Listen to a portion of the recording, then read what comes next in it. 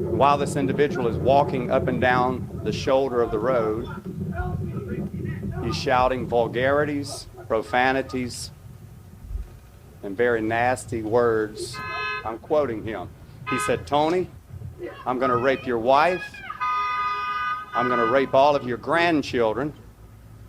And he said, "The next time you go out of town, I'm going to kill them. And what the F are you going to do about it?" End quote. I can't allow a man to rape my wife. I can't allow a man to rape my grandchildren.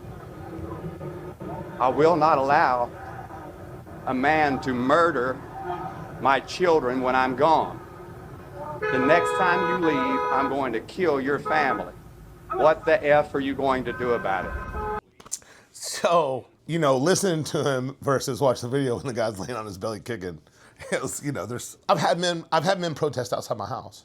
My wife, that's the first thing that comes to mind is like, I've had to endure people protesting. I've had to endure people telling me they're going to rape my wife. I had people telling me they're going to murder my family. We work in a ministry where that happens all the time. And we believe that everything is spiritual. One of the things I have a problem with is he said, I can't allow that. Well, the dude wasn't doing that. The dude was saying some stuff, right? And so I have grace for any man that loses his temper. I've been a guy that's punched somebody in the face. So I have grace for this pastor. But what I don't have grace for is how he justified it, right? It's the reality is you need to say, listen, I lost my temper, and I beat this dude up because he was talking mess about my family. My wife had a adrenergic, or not adrenergic. She had a reaction to medication that left her where she couldn't walk or talk or speak for days. And in the midst, as soon as she gets out of the hospital, I have a guy at my house saying the reason is because she OD'd on fentanyl, and yelling at the top of his lungs and saying all this crazy stuff. But it was mental illness. You know what I mean? There was a spiritual attack on him, and he was reacting based off what he was hearing. And so I had an opportunity to either be what I believe, which is that you love them where they're at. Let him know. I don't have to agree with what he's saying, and he couldn't come on my property, right? If he would have come on my property, this guy's across the street. This pastor ran across the street to get at this guy. And there's going to be a lot of people. The biggest problem I have with this video is he's going to get so much support for doing this that it's going to cause damage to the church because he's not owning it and saying, I lost my temper. He's saying, I can't allow somebody to do this, this, and this. Well, this guy wasn't doing that. This guy, and if you're living in fear, then how is your faith? I can say that I've lost my temper. I can say that I've lost my temper more than once.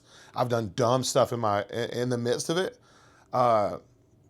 This pastor, in my opinion, lost his temper based off very hateful things that were being said, things that should never be said, very wrong things that were being said, but there was no action accompanied with it. And in fact, the guy had a phone hoping to get this sort of reaction to prove that this man did not believe what he said he believed.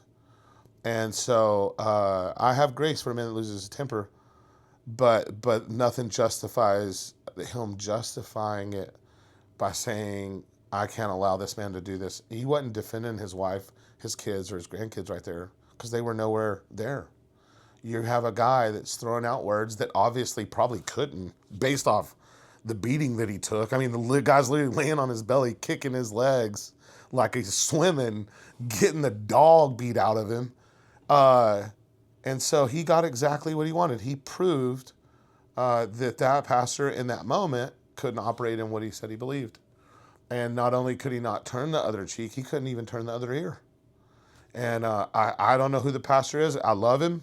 I have grace for him. But I think to justify his actions in any way other than saying, please forgive me, let me take my lick. I didn't do what I was supposed to do. And I definitely didn't react according to biblical principle. It's crazy that I'm curious of what the support behind him will be justifying this. I'm curious to the outpouring of support that comes. I want to see what it looks like. Because there's a lot of people that will say this is justified and it's not. And I think it's those same people that would say what another young man did was not justifiable. This young man was not attacking that pastor. He was verbally assaulting him, but there's nowhere that I could see in in anywhere biblically or even common law that would say somebody verbally assaulting you justifies a physical reaction. I don't see that.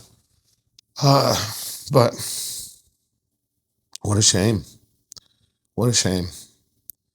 Man, it would have been so much better if he would have said, I'm a man that has my limits.